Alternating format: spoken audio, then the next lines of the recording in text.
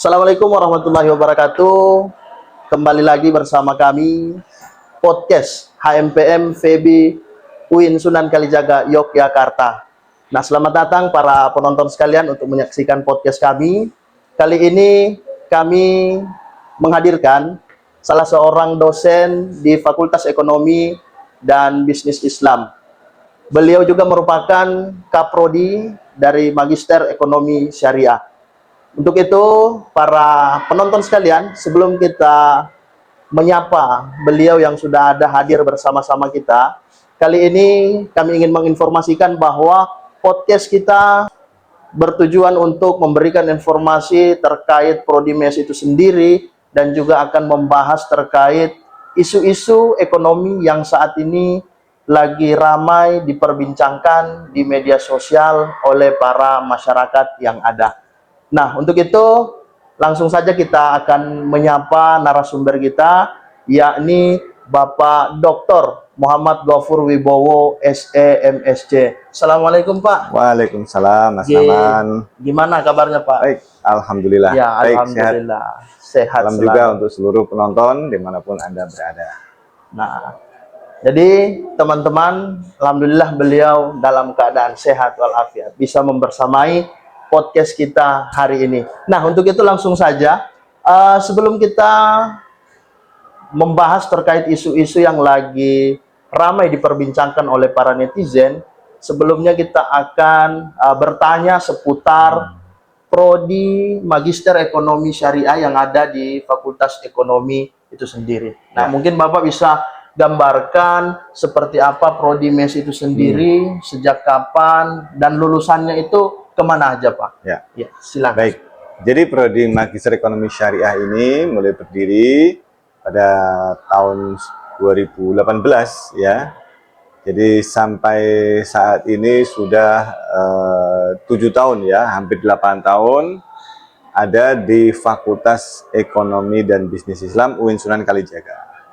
Sebelumnya di tingkat universitas kita memiliki prodi keuangan perbankan syariah, tapi di pasca sana ya. Lalu seiring dengan berkembangnya FEBI, maka hadirlah prodi Magister Ekonomi Syariah ini.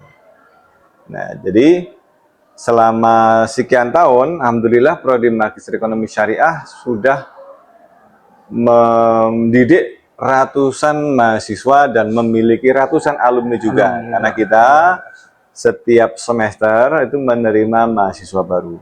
Oh ya, berarti penerimaannya itu Pak setiap semester, ya. nggak mengenal tahun ajaran ya, baru. Jadi tidak tiap tahun, tetapi tiap semester. Tiap semester. Dan tiap semester rata-rata kita memiliki 3 kelas paralel, ya. Jumlah mahasiswa per angkatan ya antara 30 sampai 50-an, ya berfluktuatif. Itu menunjukkan bahwa Prodi Magister Ekonomi Syariah MES FEBI UIN Sunan Kalijaga ini mendapatkan kepercayaan dari masyarakat Indonesia. Mahasiswa kita juga dari berbagai macam daerah. Oh iya, ya, dari Aceh ada, dari Papua juga ada. Bahkan pernah satu waktu ada rombongan dari Sorong, ya, satu angkatan tuh bisa sampai 3-4 orang mahasiswa yang berasal dari Sorong. Kalau untuk masyarakat di Jogja sendiri, untuk masuk di Prodi MES ini gimana Pak? Banyak, jadi masyarakat sekitar Jogja banyak juga yang antusias untuk melanjutkan studi ya di Prodi Magister Ekonomi Syariah ini. Tidak hanya fresh graduate, jadi memang mayoritas fresh graduate.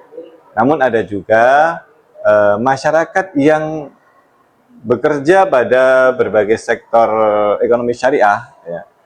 Seperti ada yang bekerja di Badan Amil Zakat, ada juga di lembaga keuangan mikro syariah, melanjutkan di Prodi Magister. Sehingga itu menunjukkan bahwa Prodi MES tidak hanya mendidik para alumni yang fresh graduate, namun juga para pelaku ekonomi syariah yang sesuai dengan misi kita untuk memberikan pembelajaran yang unggul. Karena prodi kita nih, Prodi Magister Ekonomi Syariah adalah prodi yang pertama kali mendapatkan akreditasi unggul dari Lamemba tahun 2023. Berarti akreditasinya udah unggul Pak? Sudah unggul. Kalau dari program magister yang lain? Ya, pada tahun 2023 itu pertama kali kita yang mendapatkan. Kalau Iya. sekarang ya sudah ada lah beberapa yang mengikuti. Luar biasa. Nah, Gitu. baik, terima kasih Pak. Ya. Para netizen sekalian, udah kita tahu informasi tentang Prodi MES itu sendiri. Rupanya bukan hanya masyarakat daerah Yogyakarta saja yang hadir untuk berkuliah di Prodi MES itu sendiri. Akan tetapi dari seluruh belahan Indonesia, dari penjuru Indonesia, dari Sabang sampai Merauke, hadir untuk menuntut ilmu di Prodi MES itu sendiri. Ya. Nah, netizen, saya sendiri mahasiswa dari Palu, Sulawesi Dari Tengah, Palu. bisa hadir di Prodi MES. Nah, setelah itu Pak, selain Prodi MES, di Fakultas Ekonomi ini, Prodi apa aja yang khusus S2? Ya, mulai tahun 2025 ini akan dibuka Prodi Magister Akuntansi Syariah. Ya, ini termasuk prodi yang sangat unik dan bahkan di Indonesia termasuk yang pertama kali ada Prodi Magister Akuntansi Syariah. Jadi bagi kalian yang ingin belajar lebih lanjut, melanjutkan studi di jenjang magister, khususnya bagi para lulusan S1 akuntansi maupun akuntansi syariah, bisa melanjutkan ke Prodi Magister Akuntansi Syariah di sini. Karena di sini, di FEBI ini, walaupun kita di Yogyakarta, namun para dosennya sangat terbuka, sangat memiliki pengetahuan global, dan kita seringkali mengundang narasumber-narasumber dari berbagai negara. Seperti kita di Prodi MES kan, Iya, betul. Bulan lalu kita mengundang narasumber Profesor Ramzi Rosman dari AEUM Malaysia, ya, dan juga ada kolega kita dari berbagai negara yang akan hadir juga. Bulan depan Juli, insya Allah kita akan ada kehadiran visiting professor dari salah satu kampus di Turki atau di Eropa ya, saya lupa. Itu menunjukkan bahwa Anda dari berbagai daerah di Indonesia ketika hadir di UIN Sunan Kalijaga, khususnya di FEBI, itu akan mendapatkan akses pembelajaran dari para akademisi di tingkat global. Gitu Mas Roman. Iya, baik, terima kasih. Rupanya di FEBI UIN Sunan Kalijaga ini luar biasa. Nah, tahun ini seperti penyampaian Bapak tadi akan dibuka program magister yang baru, yakni program Magister Akuntansi Syariah. Wah, luar biasa sekali teman-teman. Jadi yang ingin melanjutkan studi S2-nya langsung aja daftarkan diri teman-teman semua di Fakultas Ekonomi dan Bisnis Islam. Caranya buka saja website admisi UIN Sunan Kalijaga Yogyakarta. Nah, itu udah di-spill loh, cara mendaftar di admisi UIN Sunan Kalijaga. Googling aja, nanti insya Allah informasi yang lengkap tersedia di situ. Iya, baik, terima kasih Pak. Ya. Nah, ini kita kan udah membahas seputar Prodi MES itu sendiri, bahkan seputar Fakultas Ekonomi. Ya. Nah, saat ini kita coba membahas isu-isu yang lagi tren, lagi mencuat di publik, di sosial media. Yang pertama itu Pak, ada isu terkait ditiadakannya penerimaan calon pegawai negeri sipil atau CPNS di tahun 2025. Nah, kira-kira pandangan Bapak sebagai seorang dosen di bidang ekonomi melihat hal ini kira-kira seperti apa, Pak? Karena kita bisa lihat juga bahwa PHK di mana-mana, pengangguran juga makin meningkat. Nah, sementara CPNS ditiadakan di tahun 2025. Ya. Jadi salah satu tugas negara adalah memberikan lapangan pekerjaan bagi rakyatnya. Ya. Itu sebuah amanat bangsa. Oleh karena itu, dengan jalan maupun cara apapun, negara harus bertanggung jawab akan hal itu. Baik secara langsung, ya, dengan perekrutan pegawai negara, yaitu CPNS untuk menjadi ASN, ya, maupun dengan jalur-jalur yang lainnya, sebagaimana misalnya ya perusahaan-perusahaan BUMN maupun swasta hadir merekrut para generasi muda kita. Nah, terkait dengan peniadaan ya, kita masih nunggu lagi apakah betul-betul tiada ataukah nanti ada penundaan, kita lihat ya. Namun bahwa khusus terkait dengan perekrutan CPNS itu memang harus dihitung, diukur ya, di assessment seberapa urgen kebutuhannya. Jadi dengan ukuran negara kita yang semakin besar, yang dilayani semakin banyak, lalu tiap tahun tentu akan ada PNS-PNS atau ASN yang sudah pensiun. Iya, betul. Nah, oleh karena itu perekrutan ASN baru, CPNS baru, ini tentu juga mempertimbangkan pensiunnya ASN yang lama. Yang lama. Sekaligus juga semakin berkembangnya kehidupan masyarakat kita. Nah, satu sisi itu, sehingga negara harus secara detail dan cermat menghitung. Namun tentu jangan terlalu mengandalkan ya hanya rekrutmen CPNS, karena CPNS kalau terlalu banyak juga tidak efektif, Ya, tidak betul. efisien. Namun yang penting adalah bagaimana tanggung jawab negara untuk menyediakan lapangan pekerjaan. Pekerjaan. Presiden Prabowo menjanjikan adanya 19 juta lapangan pekerjaan untuk 5 tahun ke depan. Ini kan kalau kita bagi 5 tahun, berarti kan paling tidak 1 tahun itu paling tidak ada 4 juta tenaga kerja baru, lapangan pekerjaan baru. Nah ini yang tentunya harus diwujudkan oleh pemerintah. Dari mana bagaimana caranya?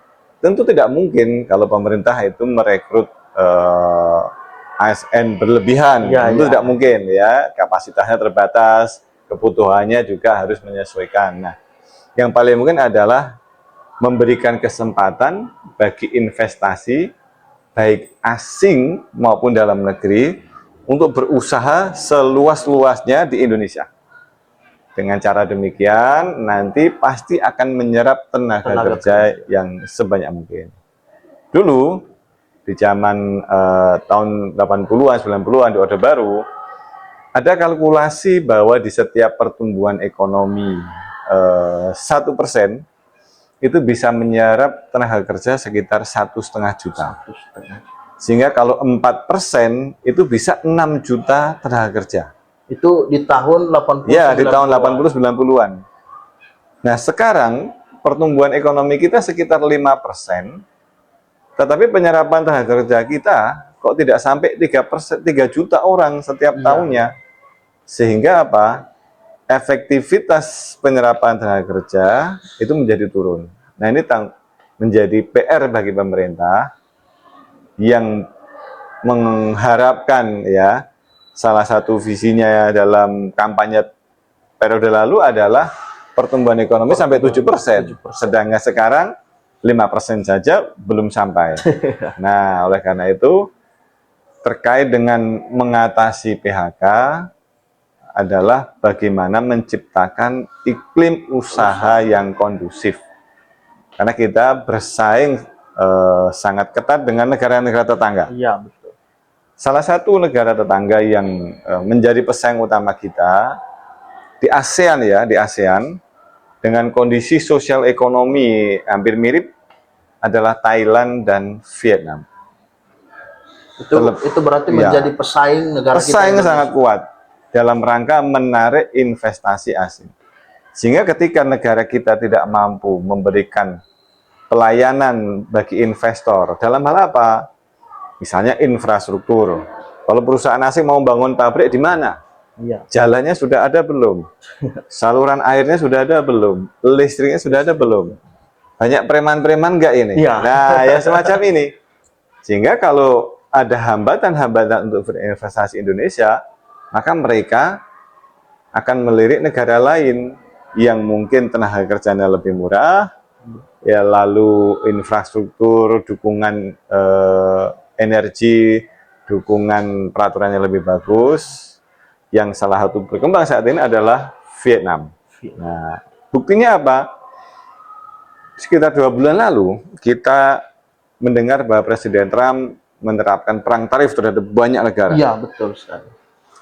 Dari sekian banyak itu, salah satu negara di ASEAN yang surplus perdagangan dengan Amerika sangat besar adalah Vietnam. Bukan Indonesia. Kalau Indonesia surplusnya sekitar 20 miliar dolar, Kalau Vietnam itu sampai kurang lebih 200 miliar Wah, dolar. berarti di Vietnam lebih besar lagi dibanding Sekitar 10 kali lipat Dari Indonesia. ekspornya dari Indonesia. Padahal negaranya lebih kecil. Iya, iya. Nah, gitu ya. Sepak bolanya ya masih menangan kita, tapi perdagangannya mereka lebih unggul. lebih unggul Nah, dibanding. di sini. Padahal kita sadar begitu investasi berkembang, pasti penyerapan tenaga kerjanya akan meningkat. Nah, itu PR-nya. Bagaimana menghadirkan investasi di Indonesia yang aman dan mampu menyerap tenaga kerja yang banyak. Jangan mengandalkan dari ASN. Nah, Iya. gitu. Berarti para penonton sekalian, sebenarnya perekrutan CPNS ini dalam pandangan ekonomi itu penting juga. Penting. Nah, baik, selanjutnya Pak, yang kedua, ini juga ada isu yang sedang ramai diperbincangkan di media sosial. Nah, terkait Bapak Presiden Prabowo Subianto ingin memberikan 5 insentif kepada masyarakat Indonesia. Yang katanya berlaku mulai ya sekitar Juni-Juli tahun 2025 ini. Ya. Nah, akan tetapi hal ini masih belum direspon oleh Menteri Keuangan itu sendiri. Nah, kira-kira seperti apa pandangan Bapak dalam dunia ekonomi melihat hal ini? Ya. Jadi berbagai macam insentif perekonomian, kebijakan itu memang lazim diberikan. Iya. Ini untuk mendorong perekonomian agar lebih laju lagi ya. Nah, ini memang harusnya ada sinkron ini antara Pak Presiden dengan Menteri Keuangan. Biasanya memang ya, ibarat kita naik kendaraan, Presiden ini tarik gas, Menteri Keuangan ini tekan rem. Nah, karena apa? Karena Menteri Keuangan yang tahu kondisi keuangan. Apakah memenuhi ataukah tidak ya. Namun yang namanya insentif itu sangat penting untuk dilakukan. Kenapa? Dengan adanya insentif maka akan ada multiplier effect. Nah, kuncinya di sini. Sebagai contoh, salah satu insentif adalah insentif diskon perjalanan, diskon kereta api, pesawat. Dengan adanya diskon, apalagi di bulan Juni-Juli, diharapkan ada banyak perjalanan masyarakat pada masa-masa liburan ini kan khususnya. Dengan adanya banyak perjalanan, maka akan ada perputaran ekonomi yang lebih meningkat di kawasan wisata, di restoran, hotel, dan sebagainya. Nah, maka perekonomian itu akan lebih tinggi pertumbuhannya ketika mobilitas masyarakat lebih tinggi. Nah, itu kuncinya di situ. Berarti ini terkait insentif ini sangat penting juga Pak ya untuk memudahkan juga masyarakat yang khususnya menengah ke bawah. Ya, salah satunya seperti itu.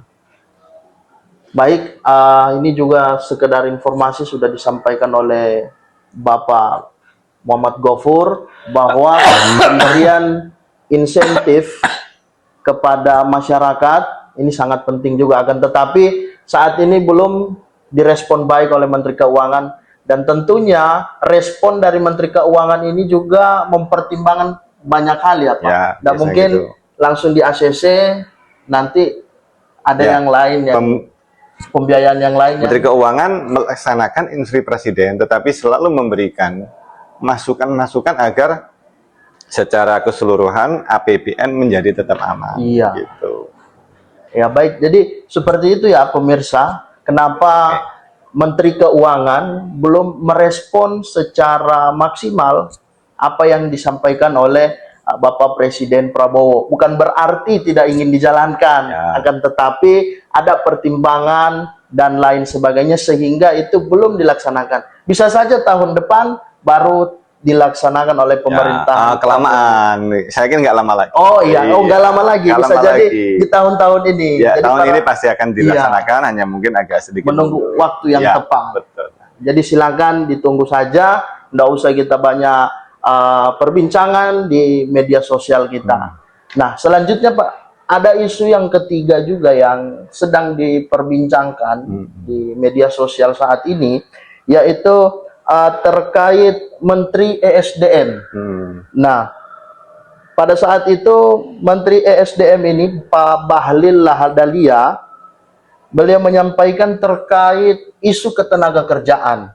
Nah, di mana khususnya masalah ini kesenjangan antara lulusan perguruan tinggi dan kebutuhan industri yang memicu berbagai reaksi di kalangan masyarakat. Nah, kira-kira itu seperti apa itu, Pak? Ya. Kesenjangan lulusan perguruan tinggi. Ya, jadi memang kita, kalau peran pertama tadi ya, bagaimana menghadirkan peluang kerja yang seluas-luasnya, lapangan kerja sebanyak-banyaknya. Kuncinya adalah investasi. Nah, setelah itu, hadirnya investasi asing itu harus disinkronkan dengan aturan berikutnya apa? Investasi dari dalam maupun luar negeri harus mengutamakan rekrutmen pekerja dari dalam negeri. Kita kan sering mendengar bahwa investasi asing ternyata pekerjaannya juga banyak asing. Orang dari luar nah, juga. ini tentu tidak sesuai dengan peraturan perundang-undangan yang ada. Tenaga kerja asing itu boleh bagi level keahlian tertentu. Tapi kalau keahlian yang secara umum bisa dikerjakan oleh anak bangsa, ya harusnya dikerjakan oleh anak bangsa sendiri. Yang pertama. Yang kedua, dari sisi link and match antara perguruan tinggi dengan lapangan pekerjaan. Di sini memang perlu ada mapping. Sebenarnya seberapa banyak lapangan pekerjaan yang tersedia, lalu apa? Bidang keahlian apa yang dibutuhkan. Jangan sampai nanti yang disediakan oleh perguruan tinggi tidak sesuai dengan yang dibutuhkan. Nah, ini saya rasa pemetaan ini sangat perlu untuk dilakukan. Berarti di sini bisa kita bilang dari pihak pemerintah sebagai penyedia pembuka lapangan pekerjaan harus ada komunikasi dengan pihak perguruan tinggi agar sinkron. Pemerintah, perusahaan, sektor swasta dan perguruan tinggi. Baik, itu Mbak Rahman. Iya, baik pemirsa, para netizen sekalian. Nah, ini terkait isu ketiga, berbicara tentang kesenjangan antara lulusan perguruan tinggi dengan lapangan pekerjaan yang ada. Nah, ini kedepannya kita berharap adanya kerjasama kolaborasi dari sektor-sektor penyedia jasa atau yang membuka lapangan pekerjaan, tentunya sering berkoordinasi, berkolaborasi dengan perguruan tinggi agar lulusan-lulusan yang terlahir dari perguruan tinggi itu bisa masuk dan menjadi kebutuhan di perusahaan-perusahaan yang ada. Nah, baik para penonton sekalian, mungkin kita udah terlalu lama berbincang-bincang bersama Pak Kaprodi. Nah, sebelum kita akhiri podcast kita pada siang hari ini, kita minta closing statement dari Pak Muhammad Gofur dan juga sebagai penyemangat kita semua tentunya yang menyelami dunia ekonomi saat ini. Untuk itu kepada Bapak berikan kesempatan untuk memberikan closing statement-nya sebagai akhir podcast kita pada hari ini. Ya. Salah satu negara dengan kemajuan ekonomi yang luar biasa harus kita akui saat ini adalah China. Salah satu kunci kemajuannya adalah sisi produktivitasnya. Dimulai dari produktivitas individu. Apa ukurannya? Gampang. Bagaimana mereka produktif di dalam bekerja, juga produktif di dalam belajar. Jadi mereka kalau belajar serius, belajar itu serius dari pagi sampai sore, bahkan sampai malam pun mereka ikut bimbingan belajar dan lain sebagainya. Ketika bekerja, mereka memiliki etos kerja yang luar biasa. Ya, jadi mereka merasa malu kalau pulang kerja terlalu cepat. Bahkan ada budaya mereka itu kerja itu dari pagi sampai malam. Itulah yang salah satu faktor pendorong perekonomian Cina itu dalam sekitar 20-30 tahun terakhir pertumbuhan ekonominya antara 7-10%. Kita mencapai 7 aja susah, mereka puluhan tahun 7-10%.